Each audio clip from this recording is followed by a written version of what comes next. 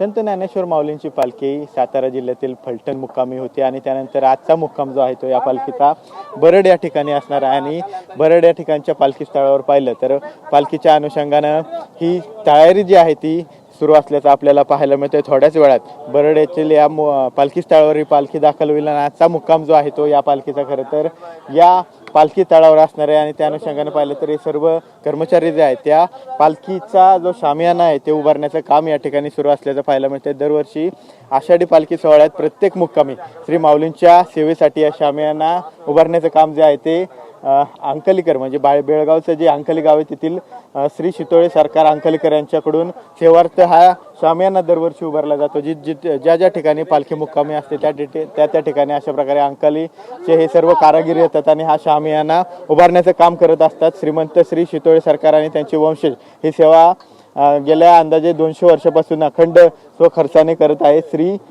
साठींचे अश्व नैवेद्य आणि श्रींच्या विश्रांतीसाठीचा शामियाना उभारण्याची ही संपूर्ण सेवा जी आहे ती या शितोळेंकडून करण्यात येते, शितोळे सरकारांकडून करण्यात येते। सर्व अंकलीकर खरं तर अंकलीचेच कारागीर आहेत आणि ते दरवर्षी या ठिकाणी येऊन अशा प्रकारची सेवा देत असतात। ज्या ठिकाणी पालखी मुक्कामी असते त्या ठिकाणी पालखी येण्याच्या आधी हे दाखल होतात आणि अशा प्रकारे पालखीच्या ठिकाणी दाखल होते शामियाना उभारण्याचं काम जे आहे ते करत असतात। आणि सध्या जर पाहिलं तर तीच तयारी या सर्व कारागिरांची आपल्याला या ठिकाणी पाहायला मिळते आणि सध्या ही तयारी जी आहे ती अंतिम टप्प्यात आली असून शामियाना जो आहे थोड्याच वेळात उभा होईल आणि काही वेळातच माऊलींची पालखी जी आहे ती या पालखी स्थळावर दाखल होईल। Camera person Ganesh Vinay Jagtap, TV9 Marathi, Barad, Satara.